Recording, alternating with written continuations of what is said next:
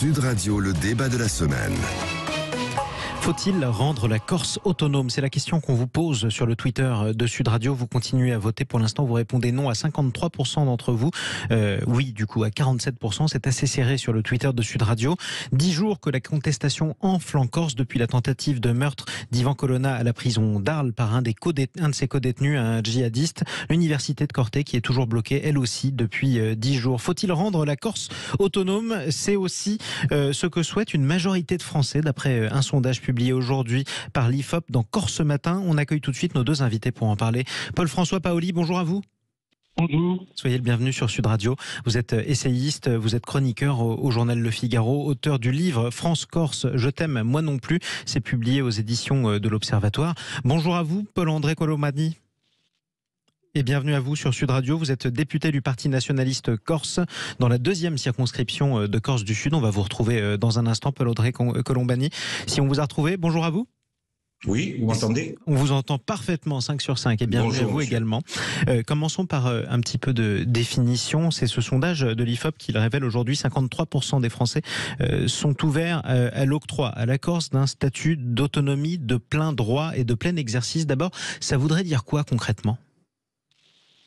Vous me posez la question à moi? Alors, c'était à Paul-André Colombani. Je vais vous poser la même, bien sûr, à Paul-François Paoli, pardonnez-moi. Oui, c'est important de commencer ce débat par là, de parler de droit. Bon, moi, je suis médecin généraliste, je suis pas spécialiste en droit, alors je m'excuse d'abord s'il y a des juristes qui écoutent. Mais donc, le statut d'autonomie, il existe dans la Constitution française, dans l'article 74. Dans l'article 74, c'est le statut de la Polynésie, et donc il existe des collectivités complètement autonomes. Donc, l'autonomie.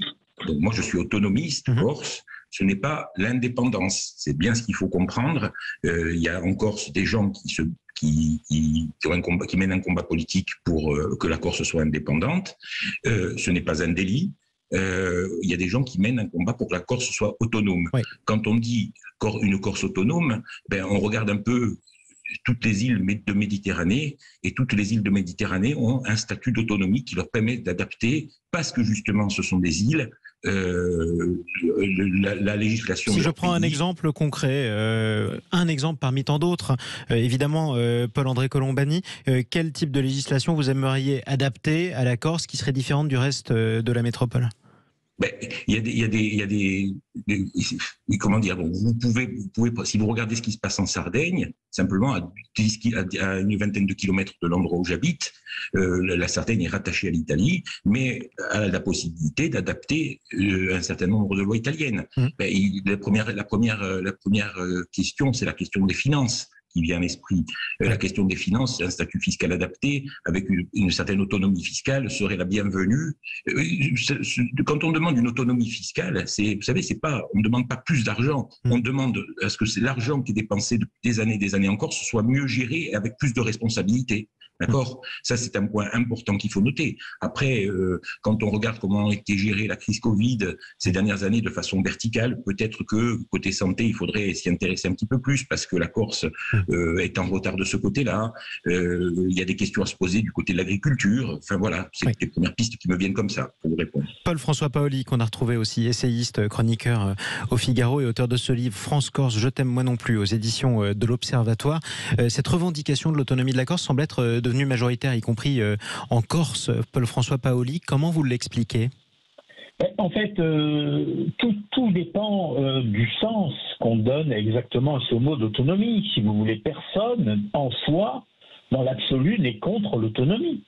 La question, si vous voulez, c'est celle de l'ambivalence et de l'ambiguïté des nationalistes sur la question de l'autonomie.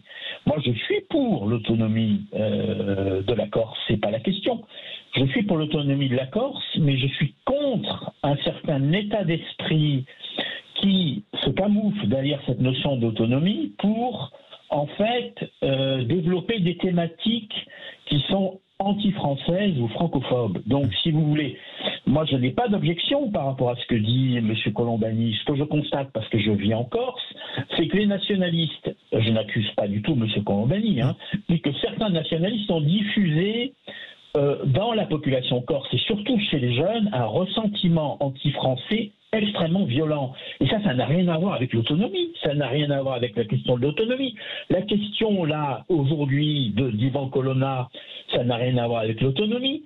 Les nationalistes ont réussi à faire oublier que Colonna faisait partie d'un commando qui a quand même assassiné un préfet de la République, en l'occurrence Claude Érignac. Et de plusieurs balles dans le dos. Ils l'ont victimisé et ils l'ont héroïsé. Ça n'a rien à voir avec la question de l'autonomie. Je ne suis pas d'accord avec vous, M. Paoli. Le débat n'est pas là aujourd'hui.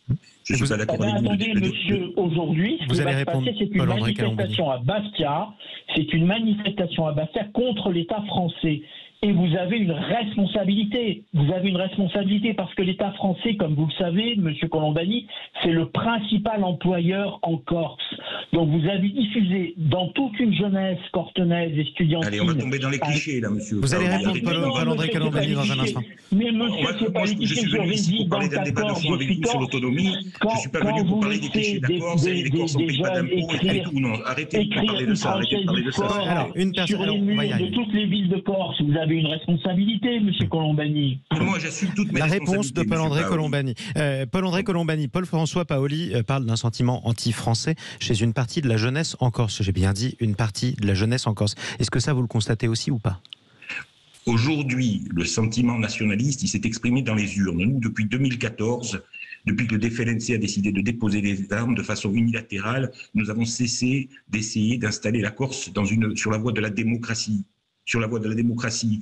Toutes les élections, nous les avons gagnées. Nous avons une majorité relative à l'Assemblée de Corse, puis une majorité au total, puis 70% des voix. Qu'est-ce que vous voulez de plus ? Je veux dire, alors après, s'il y a des jeunes dans la rue aujourd'hui, quand on ne respecte pas le suffrage universel, quand il s'est passé ce qui s'est passé avec Yvan Colonne en prison, je veux dire, moi, les choses, elles sont claires. À quel moment le suffrage universel, c'est une accusation ? Excusez-moi 2 minutes. Oui. Ce drame du préfet Érignac, tout le monde l'a condamné et le condamne encore. Ce n'est pas le sujet aujourd'hui. Ces prisonniers ont purgé leur peine. Ces prisonniers ont purgé leur peine, ils ont des droits et on demande simplement l'application des droits depuis plus de 5 ans. La voie démocratique depuis 5 ans avec ce gouvernement n'a pas été entendue. Et simplement, ces prisonniers ont des droits et la révolte qui se passe en Corse et la colère qui est en Corse aujourd'hui, elle est à la hauteur de ce qui s'est passé, des gens qui se sont amusés avec jouer avec l'état de droit qui régisse les prisons françaises. Il y a eu plusieurs occasions de dénouer ces sujets qui sont très compliqués et on les a ratés. Et c'est pas faute d'avoir prévenu. Nous, demain matin à l'Assemblée nationale, on va faire une conférence de presse avec des groupes, avec des députés de l'ensemble des groupes de l'Assemblée nationale. Je pense que si on était sur le sujet qu'évoque M. Paoli, ces gens-là ne nous suivraient pas. Alors vous disiez à l'instant... si on était en train de développer un sentiment anti-français, nous, aujourd'hui, il y a une colère en Corse et il faut la mettre au juste niveau dans son débat et pas la déplacer sur un autre sujet. Alors vous disiez il y a quelques instants, Paul-André Colombani, que votre combat c'était l'autonomie et non pas l'indépendance. Cette question, elle a été posée à tous les Français et aussi aux Français corses, évidemment, dans ce sondage de l'IFOP pour Corse Matin aujourd'hui. Et on découvre que les Français dans leur ensemble sont opposés à l'indépendance de la Corse, mais que les Corses dans leur ensemble sont encore plus opposés à l'indépendance de la Corse. Ce qui veut dire presque d'ailleurs que si on regarde les Français en métropole, ceux qui ne sont pas corses, ils sont presque plus ouverts à l'indépendance corse que vous-même. Est-ce que ça vous inquiète ? Le sujet, c'est l'autonomie de la Corse. Quand on réclame des autonomies, on réclame des outils législatifs pour mieux gérer notre pays. Vous savez qu'aujourd'hui, vous ne pouvez pas gérer en Corse simplement une date d'ouverture des périodes de chasse, alors qu'on sait parfaitement que les oiseaux migrateurs n'empruntent pas les mêmes couloirs que sur le continent et que ces dates ne sont pas adaptées. Votre combat, pardonnez-moi, Paul-André Colombani, votre combat ne se limite pas seulement aux ouvertures à l'administration. Il y a certains règlements. Je remets le débat à sa place. Oui. Quand on demande de l'autonomie, c'est simplement pour avoir des outils législatifs adaptés aujourd'hui pour régler la vraie vie. Pour régler le prix de l'essence en Corse, ce n'est pas possible d'adapter. Alors mais il n'y a pas que ça dans votre combat. Votre parti s'appelle le Parti nationaliste corse, ce qui n'est pas forcément un gros mot. C'est pas un reproche que je vous fais.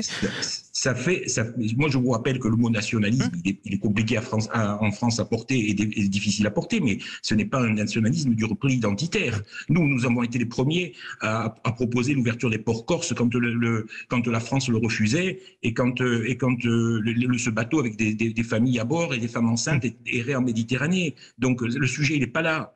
Essayez d'arrêter de nous enfermer dans une posture d'extrême droite et c'est pas notre combat. Personne n'a dit extrême droite. Voilà. Je parlais de nationaliste, c'est un mot qui a un sens, qui a une définition. Moi, le mot nationalisme en Corse, il porte un certain nombre de valeurs qui ne sont pas celles du nationalisme de Mme Le Pen ou de M. Zemmour. Effectivement, personne n'a fait ce... C'est pas le repli sur soi, c'est pas le repli sur soi, c'est pas le repli sur soi, c'est pas un repli identitaire, c'est uniquement des valeurs d'ouverture. La Corse, elle a toujours fabriqué des Corses, c'est ce qu'on dit depuis tout le temps, et c'est une terre où des dizaines de générations se sont intégrées en Corse, et voilà. J'aimerais donner vous ne serez pas d'accord, mais j'aimerais donner le mot de la fin à Paul-François Paoli, qui est toujours avec nous. C'est pas le mot. En fait, on ne parle pas de la même chose, si vous voulez. Le débat, le paradoxe, c'est que les continentaux sont plus favorables à l'indépendance de la Corse que les Corses. Légèrement. Pourquoi ? C'est logique. Parce que quand on se définit comme nationaliste, comme sont les nationalistes catalans, les nationalistes écossais, les nationalistes irlandais, ça veut dire qu'on va constituer une nation, si les mots ont un sens. Or, pour constituer une nation, il faut se dissocier d'une autre nation, sinon cette nation n'existe pas en tant que telle. Donc en fait, l'ambiguïté, elle est dès le départ dans le mouvement nationaliste corse. Moi, je n'ai pas d'objection par rapport à ce que dit M. Colombani, mais simplement il faut qu'il change de dénomination.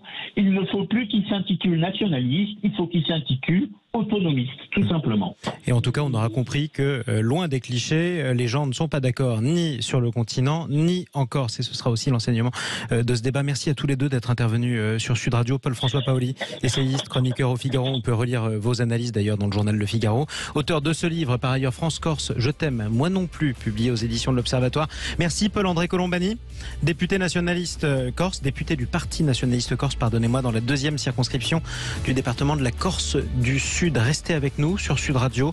On va se retrouver dans quelques instants, loin de la politique, loin aussi des manifestations. On va essayer de prendre soin de votre domicile. À tout de suite.